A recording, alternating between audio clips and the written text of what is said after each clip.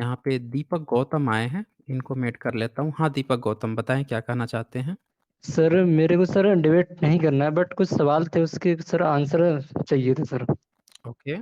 Sir question sir ये है कि सर जो ग्रंथ वगैरह हैं, इनको सर लोग पढ़ते नहीं है। जो चीज़ आज तक मतलब भारत में जितनी भी जनता है, उसमें अधिकतर 90% लोग जो टीवी सीरियल के द्वारा चीज़ देख रही है ना, उस पे उसकी जो गहराई है ना, वो शरीर में उतर रही है, मतलब उसी मानसिकता बन रही है। तो सर जो उनकी मानसिकता बढ़ रही है, उसको कैसे दूर करें? मतलब जितने भी यहाँ व्यूअर देख रहे हैं आपके भी सर चैनल के माध्यम से, तो मैं ये जानता हूँ कि सर आपको बहुत फॉलो करते हैं। मैं भी सर 2 महीने पहले ही आपको देखा, क्योंकि एक घटना हुई सर। मैं झांसी का रहने वाला हूँ सर, आपको थोड़ी बात बताना चाहूँगा। तो सर क्या था कि ये कि इनके मतलब अलग-अलग देवता होते हैं, ठीक है? तो उसमें एक ठाकुर बाबा नाम से एक देवता थे, तो वहाँ पे चंदा जुड़ रहा था, ठीक है? तो चंदा जब जुड़ रहा था ना, तो पंडित कहने लगा कि जो मतलब राजपूत हमारे यहाँ पे, उनसे कहने लगे कि भाई ऐसे लोगों के यहाँ से चंदा नहीं लेंगे, ठीक है? तो फिर खुलेआम बोल रहा था, तो और लोगों ने पूछा क्यों? तो उन्होंने कहा नहीं, ये लोग तो सिर्फ़ झाड़ू लगाने के लिए हैं, इन लोगों को ना चढ़ने का अधिकार है, ना ही चंदा मतलब देने लेने का अधिकार है इनसे, ठीक है? ये लोग सिर्फ़ झाड़ू लगाएँगे, मतलब झाड़ू पोंछा करने के लायक है, इनसे और कुछ नहीं है। सर उस समय मेरे को इतना ठेस पहुँची थी, भले ही मैं शुरू से देखता आ रहा हूँ, इन लोगों को फ़ॉलो नहीं करता हूँ, ना इनके यहाँ कहीं जाता हूँ मैं। बट वो उस दिन बहुत ठेस पहुँची, उसी वक़्त मैं यूट्यूब पे ऐसी चीज़ दिख रहा था और आपका चैनल दिख गया। फिर मेरे को धीमे-धीमे और गहराई तक आपके चैनल से बहुत चीज़ जानकारी मिली। मेरा भी होश उड़ गया कि मैं कहाँ रह रहा था और समाज है ना कितने गहराई में डूबा हुआ है। कुछ सोचते ही नहीं है कि सब चीज़ें कि ऐसी कि जो वास्तविक और काल्पनिक में बहुत अंतर है। इस बारे में कोई नहीं सोचता है। बट मेरे अंदर परिवर्तन आया और फिर मैंने इस बात के लिए ठान लिया कि मैं अपने जीवन काल में अपना करियर तो मेरा इम्पोर्टेंट है, बट मेरा दूसरा कर्तव्य ये भी है बाबा साहब के प्रति कि मुझे समाज के अंदर अपना रोल क्या है, वो मेरे को अदा करना है अपने जीवन काल में। आपके बहुत विचार के द्वारा मैं बहुत प्रेरित हूँ, ठीक है? और भी डिजिटल ऐसे सर मतलब सटीक है बात है। मैंने ऐसा नहीं है और जो सनातनी चैनल भी देखे हैं, ठीक है? एक सनातनी चैनल भी है, कई खुल गए हैं ये लोग उनके। लेकिन उनकी और मैं सर आपसे तुलना करता हूँ तो सटीक बात आप ही बैठती है। मतलब इनके पास कोई ऐसे एविडेंस नहीं है जिससे ये प्रमाणित कर सकें। तो मेरे को लगा कि ऐसा नहीं कि हर व्यक्ति को डिसीज़न लेना चाहिए कि पहले एक पक्ष देखे, दूसरा पक्ष देखे। कहाँ स ज़्यादा गहराई है और गहराई इसी बात में ज़्यादा है कि आज सबसे ज़्यादा शोषित वर्ग इसी से है कि आज समाज में अंधविश्वास फैला हुआ है। बिल्कुल। तो सर इसी चीज़ से सर मैं मतलब आपसे ये जानना चाहता हूँ कि सर यहाँ पे जो व्यूअर हैं सर, इनका सर मतलब इनका जैसे मैं हूँ, मैं अपनी बात बता सकता हूँ अपनी। आप मुझे बताइए कि मुझे क्या करना चाहिए? क्योंकि अब सर ओपन नहीं हो सकती सब चीज़ें, क्योंकि आपने देखा विकास दिव्यकीर्ति सर ने ओपनली मतलब कुछ चीज़ें बताई हैं ना, उनके ऊपर क्या हुआ? कितने महान टीचर हैं सर, वो बहुत मतलब हम लोग बहुत फॉलो करते हैं उनको और सारी वीडियोज़ देखते हैं, मतलब तैयारी करते हैं तो सर उन्हें ओपन चीज़ कुछ चीज़ बताने पर उन पे कितनी बड़ी सज़ा मिली उसे। मतलब उन्हें बदनाम किया जा रहा। तो सर ऐसा भी है कि हर व्यक्ति जो मतलब पाखंडवाद को दूर करना चाहता हो, चाहे समाज के प्रति, चाहे कुछ भी करना चाहता हो, मतलब पाखंडवाद को दूर करने के लिए, तो सर ओपन नहीं आ सकता। तो सर वो क्या कर सकता है जिससे कि मतलब अपना योगदान दे सके सर? मुझे ये सर जानना है। जी, दीपक जी यहाँ पे 2-3 बातें हैं वो हमें समझनी पड़ेगी। जी, जब भी कहीं पे पुनर्जागरण होता है, तो जी, कहीं किसी भी देश में हुआ है, तो वहाँ जी, पे लोगों को कहीं न कहीं कुछ न कुछ जो है वो तो कुर्बानी देनी ही पड़ती है। चाहे जी, श्रम की दें या आप समझें कि इकोनॉमिकली दें या खुद आगे आकर कर सकते हैं वैसे दें, कहीं न कहीं किसी न किसी तरह से सपोर्ट तो करना ही पड़ता है या जो लोग आगे बढ़ना चाहते हैं उनको आगे बढ़ाएँ। कहीं न कहीं किसी न जी। किसी तरह से योगदान देना पड़ता है। अब ये जो आपने बात कही कि विकास दिव्यकृति जी के साथ क्या हुआ है, तो इसके पीछे का आप अगर पूरा बैकग्राउंड देखें, तो यहाँ पे जी। आप पाएँगे कि वो खुद ही एक स्वर्ण क्लास से आते हैं, सो कॉल्ड स्वर्ण सर क्लास से सर आते हैं। सर 1 मिनट सर, मैं आपको बताना चाहूँगा, भले ही वो 7 क्लास से आते बट वो अपनी मतलब जैसे कि जो नास्तिक है, अगर वो बन गया ना तो उनका सारा जो उनका जो रोज़ी-रोटी है वो बंद हो जाएगी। उनकी जो झलकती है ना वो इसी इसी बेस पे झलकती है, बट वो ज़ाहिर नहीं हो सकती सब चीज़ें, क्योंकि इससे उनकी जो रोज़ी-रोटी है वो खत्म हो जाएगी। क्योंकि भारत देश में इतने लोग, जैसे आपने देखा मतलब राजन पाल गौतम ने एक छोटी-सी बात क्या कह दी और उन पे तो क्या क्या कह दिया, मतलब उनका गर्दन काट देंगे। तो ऐसे ही लोग हैं भारत देश में, क्योंकि 90% लोग ऐसे हैं जो धार्मिक लोग हैं, मतलब उनके अंदर कूट-कूट के भरा सिर्फ सीरियल देख के, पढ़ के नहीं, आज तक किसी को पता नहीं होगा ग्रंथ में लिखा क्या है। और जिस दिन वो पढ़ लेंगे उसी दिन उनकी आँखें खुल जाएँगी। लेकिन कोई नहीं चाहता पढ़ना, सब टीवी सीरियल के देखे-दिखाए हुए हैं। आज की जो नई पीढ़ी भी है, लेकिन आपके जो चैनल चल रहे हैं, इनसे बहुत ज़्यादा हम लोग को मतलब तर्क की जो शक्ति है ना दिमाग में, वो आ रही है। ये तो सर बहुत अच्छा काम कर रहा है, मतलब मैं तो आपको मतलब ईश्वर की ख़ैर कोई कल्पना नहीं है, बट मैं आपको उसी समान समझता हूँ कि आप जो भारत देश में कर रहे हैं, क्योंकि लोग आपको सुन के ये कि शिक्षा के मतलब रास्ते पे वो चल रहे हैं, ठीक है? शिक्षा को मतलब प्योरिटी दे रहे हैं, ना कि धार्मिक को प्योरिटी दे रहे हैं सर। दीपक गौतम जी, वो बात ठीक है, लेकिन यहाँ पे मैं जो बात कहना चाह रहा हूँ विकास जी, दिव्यकीर्ति जी के बारे में, वो कुछ अलग जी, बात है।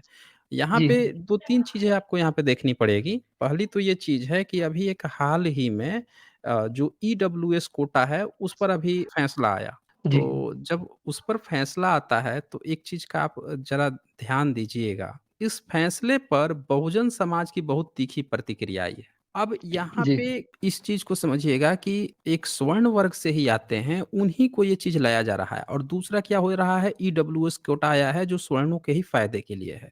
मतलब जी, आप ज़रा गौर कीजिएगा इस टेंडेंसी को, दिव्यकृति सर जो हैं वो तो कई सालों से पढ़ा रहे हैं। जी, वो तो न जाने कितने सालों से और ये सब बातें तो आज से 4 साल, 5 साल, 6 साल, 8 साल पहले हुआ करती थी क्लास में। आज अचानक से क्यों उठाई गई ये बात?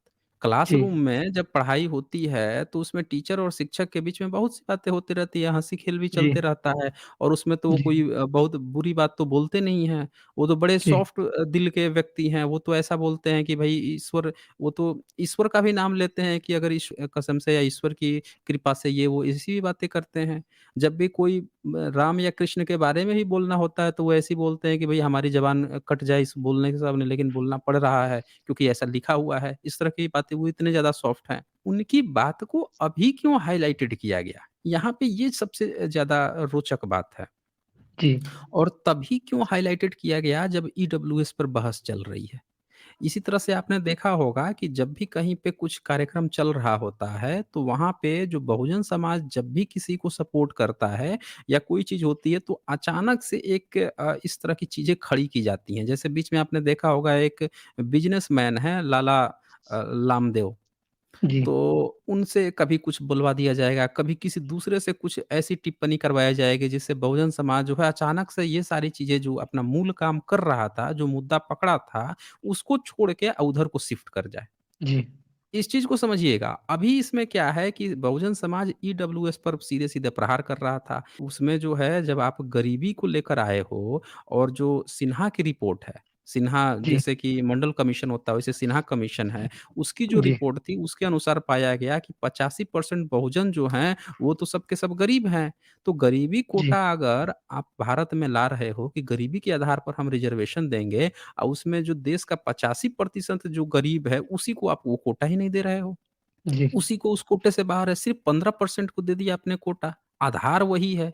जब आपने ये आधार बनाया कि अगर कोई सामाजिक रूप से, शैक्षणिक रूप से पिछड़ा होगा, तो हम उसको रिज़र्वेशन देंगे। तो आपने राजपूत को भी, ब्राह्मण जी, को भी कभी कोटा दिया, कभी ओबीसी दिया। क्यों दिया? क्योंकि आपने ये मान लिया कि वो शैक्षणिक या फिर सामाजिक रूप से पीछे हैं, उन जगहों पे। ये आपने माना, उनको जी, दे दिया उसमें। तो उसी जी, तरह से जब आप गरीबी कोटा लेकर आए, तो जो एससी, एसटी, ओबीसी में गरीब हैं, उनको फिर वो कोटा क्यों नहीं दे रहे हो? गरीबी कोटा? जी, ये तो बात आ रही है ना यहाँ पे। यहाँ पे ये बहुत तगड़ा मुद्दा है। इस मुद्दे को गायब करने के लिए उन्होंने एक जो सो कॉल्ड स्वर्ण वर्ग से ही एक शिक्षक आते हैं, जो समान हृदय रखते हैं सबके लिए, एससी, एसटी, ओबीसी के लिए भी एक अच्छा हृदय रखते हैं, उनको जी। टारगेट बना के इस मुद्दे को गोल किया गया है। ये बहुत ध्यान रखने वाली बात है। जबकि उनकी वो वीडियो तुरंत की नहीं है कि कल उन्होंने स्पीच दिया हो और हाँ, आज जो हाँ है सर वो पुरानी हो है गया। सर वो, ये तो बात है, बस सर पुरानी है बट ट्रेंड अभी कर रही है वो। हाँ, वो जानबूझ के लाया गया है इस मुद्दे को गायब करने के लिए, इस चीज़ समझिएगा। और जानबूझ के उनको निशाना बनाया गया है इस चीज़ पे, क्योंकि वो सो कॉल्ड स्वर्ण से हैं, ताकि लोग जो बहुजन समाज के लोग हैं, वो स्वर्ण के एक स्वर्ण के सपोर्ट में आ जाएँ और फिर जब वो स्वर्ण के सपोर्ट में आएँगे, तो ईडब्ल्यूएस कोटा ही पूरा स्वर्ण का है, सो कॉल्ड स्वर्ण जी। का है। ठीक है और ना? सर मेरा एक क्वेश्चन ये है सर, जो मतलब मैं यूपी का हूँ, तो जो अयोध्या में जो राम के मतलब स्थापना हो रही है, तो सर मैंने कुछ न्यूज़ में देखा था, मतलब सोशल मीडिया के माध्यम से, कि वहां पे खुदाई में गौतम बुद्ध की मतलब ये प्रतिमाएं थी, उनके पूर्वज जो भी हों सर मिली थी। तो सर किस एविडेंस के आधार पर ये कोर्ट ने न्याय करा कि ये वहां पे रामलला की मतलब स्थापना होगी? देखिए, उसके लिए इन्होंने कभी कहीं पे ये नहीं कहा है कि वो राम का कोई एविडेंस वहाँ पे पाया गया है। इसका कहीं भी उनके कहीं पे भी ज़िक्र नहीं है। पुरातात्विक जो उत्खनन से जो निकला है, जो चीज़ें आई हैं, उसको सार्वजनिक नहीं किया गया, न ही मीडिया को कवरेज करने दिया गया और न ही पूरे विश्व वर्ल्ड को कवरेज करने दिया गया। ये दिखाने की कोशिश की गई कि भई ये जो है ये गोपनीय है, आज तक वो नहीं दिखाए हैं, ताकि ये पता लग सके कि वास्तव में जो ज़मीन से निकला वो किसका था। जो जी। हल्की-फुल्की खबरें आई हैं वो बुधमार की हैं। वो जो हैं वो चीज़ें जो हैं बुधमार की प्रतीत हुई हैं, तो कोर्ट ने अपने फैसले में ये लिखा, वो ज़मीन की लड़ाई थी। दरअसल वो जी। ज़मीन की लड़ाई थी कि ज़मीन किसकी है, तो कोर्ट ने ये कहा कि ये ज़मीन जो है नॉन इस्लामिक है। मतलब नॉन इस्लामिक जो है वो चीज़ यहाँ पे नीचे ज़मीन से मिल रहा है, ये चीज़ वहाँ पे की गई है। अब नॉन इस्लामिक कहने का मतलब तो वो हो गया कि भई आप किसी का कह दो कि बौद्ध का है, कि जैन का है, कि ब्राह्मण का है, किसका है। अगर किसी ब्राह्मण का होता तो बोल देते ना कि ये ब्राह्मणों का है ये बोल देते हैं। या हिंदुओं का है ऐसे बोल देते हैं, सिखों का है, इनका है, नहीं बोले उन्होंने। इसका मतलब ये कहा उन्होंने कि ये ज़मीन किसी की भी है, हम मुस्लिम को नहीं दे रहे हैं और जो दूसरा पक्ष है उसको दे रहे हैं। ये चीज़ वहाँ पे हुई है। जी। और सर मुझे ये क्वेश्चन ये और करना है सर, जो क्या नाम है, ये कि वहां पे जो भी शंकर भगवान की जो बात कर रहे थे, वो पिंडी थी, वो निकल आई थी, वो क्या कहते हैं, एक मस्जिद थी, वो उस पर विवाद था सर, मुझे सर एग्जैक्टली उसका नाम नहीं आ रहा। सर आप बता सकते हैं सर उसका क्या नाम क्या है? नहीं देखें, भारत में तो कोई शिव वगैरह का कोई हाँ, सबूत नहीं नहीं, रहा बहुत नहीं। सर ज़मीन मीडिया सर, मीडिया में बहुत ज्यादा हाईलाइट था उसका सर।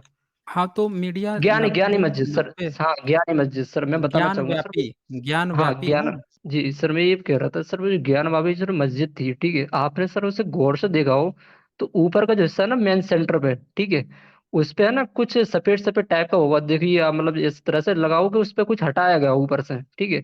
वो सर वही मतलब मैंने बहुत बौद्ध की मतलब जो, मुझे नाम नहीं आ रहा सर उसमें क्या होता, बट उन्हीं के सेप जैसा, जैसे उनके बस ऊपर लगाया जाता, मतलब एक घर जैसा बनाया जाता छोटा सा, और एग्जैक्टली नाम याद नहीं है, उससे मैचिंग कर रहा था, क्योंकि उनका भी मठ होता था मतलब बहुत बड़ा, और ऊपर एक सेंटर पे कुछ ऐसा घर टाइप का बनाया जाता था, और ऐसे सिस्टम सर उस पे था, उस पे सर हटाया गया था, मतलब अभी भी उसका कोई फोटोज देखो तो उस पे ऐसा लगता है ऊपर से कुछ हटाया गया हो।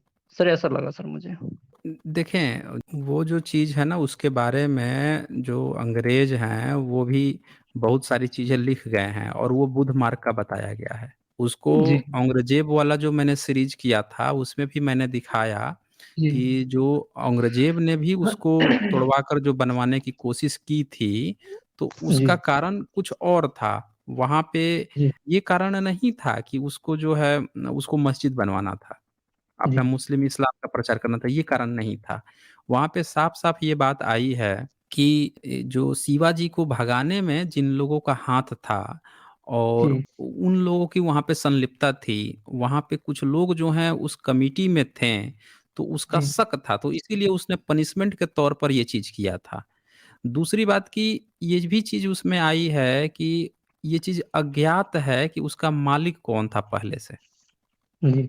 ठीक है ना? सर। ये उसने लिखा है कि ये ब्राह्मणिकल नहीं साबित हुआ है कि ब्राह्मणिकल जी। सिस्टम का था वो। जी। ये पूरी तरह से क्लियर है कि ये साबित हुआ कि वो ब्राह्मणिकल सिस्टम का नहीं है, इस्लाम का भी नहीं है, उनका भी नहीं है। इसको इन लोगों ने ऐसे भुनाते हैं ना ये, ऐसे दिखाते हैं कि अगर इस्लाम का नहीं है मतलब हमारा है, बाय जी। डिफ़ॉल्ट हमारा है। अब आपको जो है मैं एक सबूत दिखाने की कोशिश करता हूँ।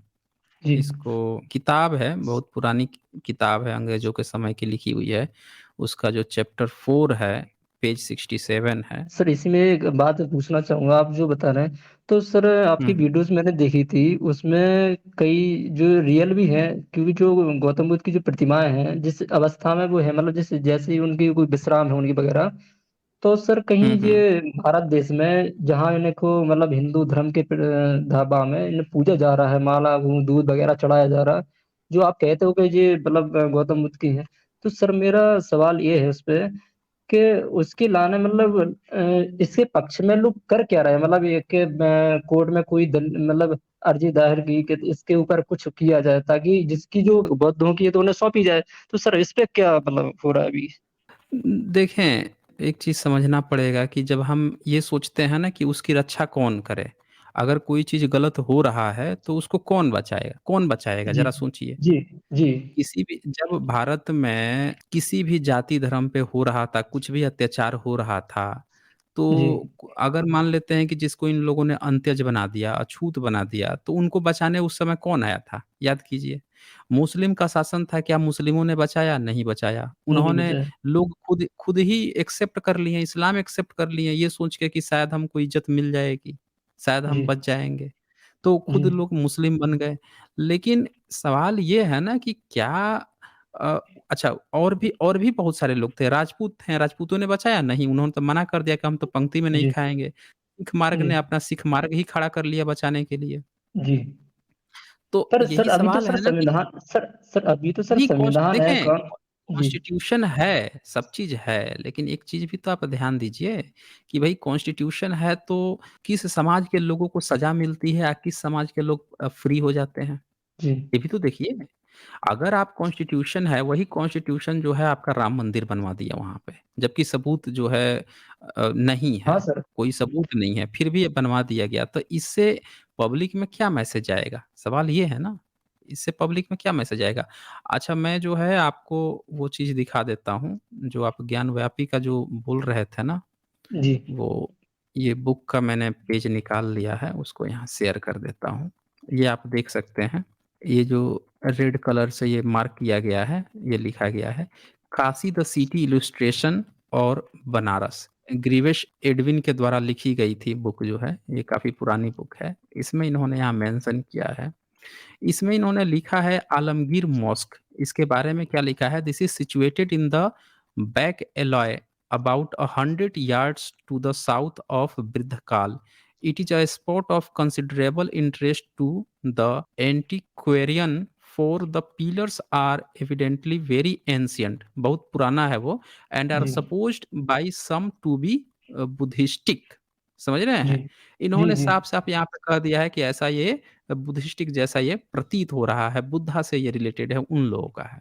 जी, और ये लिखा है they are clearly of a far earlier date than most of the stone carving seen in Hindu temples. मतलब हिंदू टेम्पल से उससे भी ज़्यादा पुराना क्लियरली फार अर्लियर डेट उससे भी बहुत पुराना ये डेट है, यानी कि ये बुद्धिस्टों का था, उसको इन लोगों ने कब्जा किया था एंड देन फिर उसको उसने उसमें कन्वर्ट कर लिया। तो ये यहाँ जी, पे ये चीज़ जो है पुराने जो अंग्रेज वगैरह थे उन्होंने भी ये बात नोटिस की है कि वो बुद्धिस्टों का था, जो ज्ञानव्यापी है। लेकिन यहाँ पे क्या होता है कि ये लोग जितने बुद्धिस्टों की जो चीज़ें हैं, उसी को ये सिर्फ़ क्या दिखा रहा है कि ये इस्लाम का नहीं है। ये बात जी, नहीं सामने आ रही है कि वो बुद्धिस्ट का है। बस ये बात सामने आ रही है कि वो इस्लाम का नहीं है। अब भले ही बुद्धिस्ट का हो लेकिन कब्ज़ा करके वहाँ राम मंदिर बन रहा है।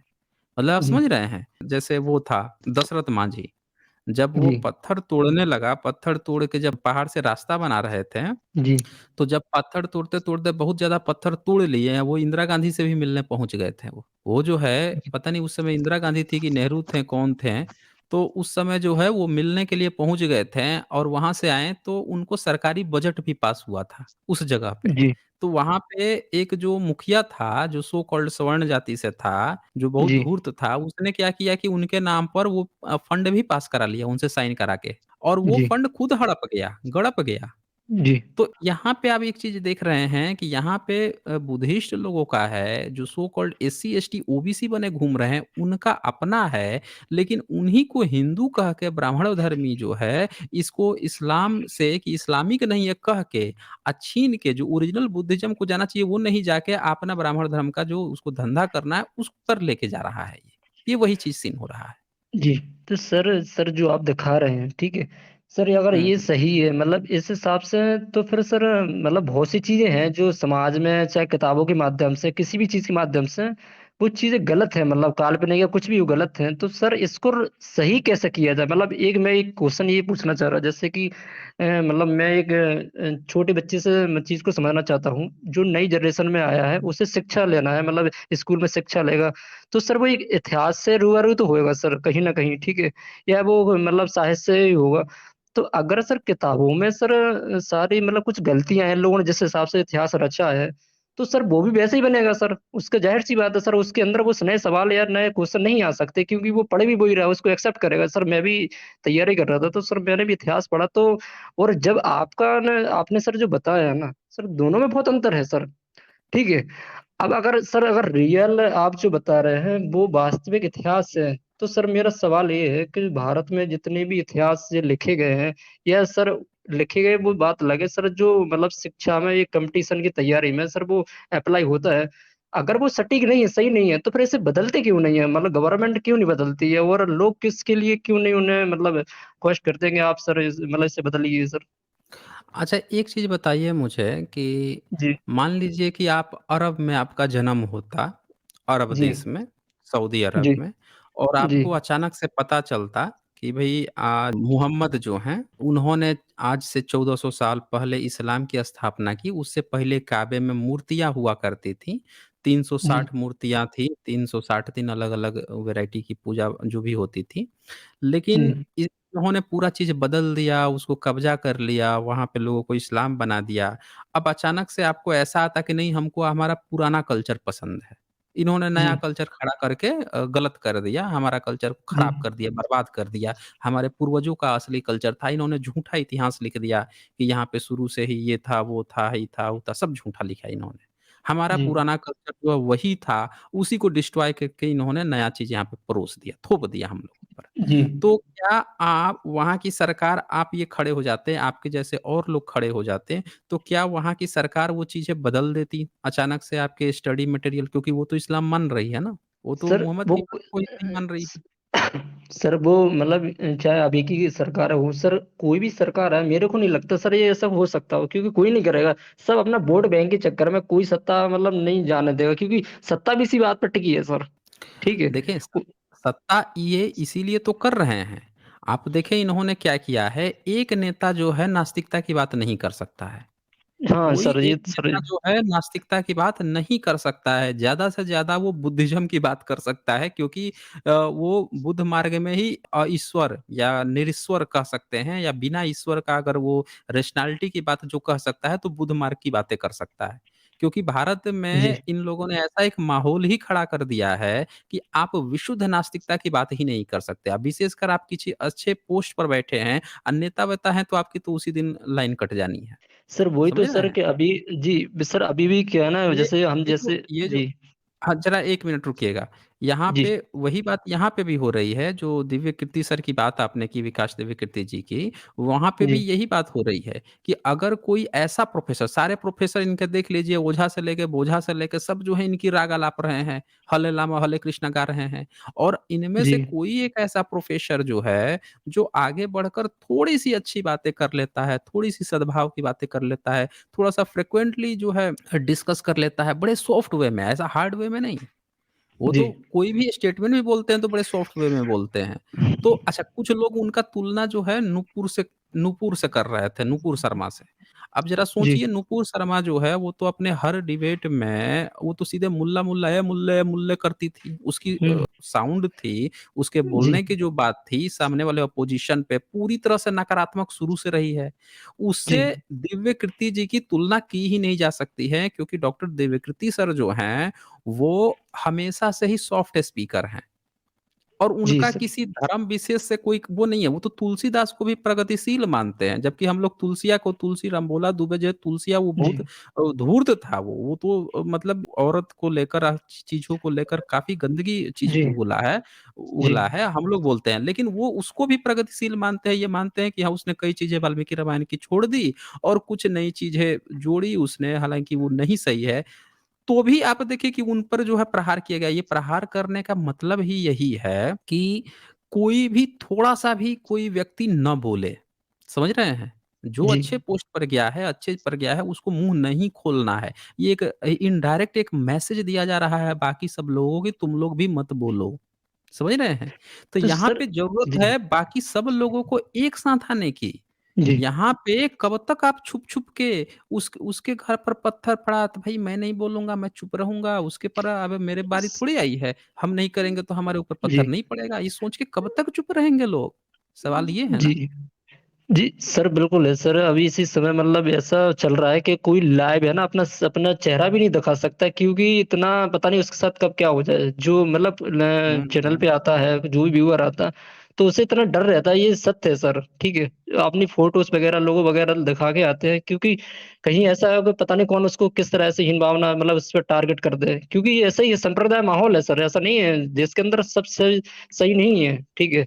कोई अपनी आवाज़ उठा नहीं सकता मतलब अब ना मतलब इनडायरेक्टली तो सब कुछ कर सकते हैं, बट डायरेक्टली वो चीज़ तुम नहीं कर सकते हो, ये है सर।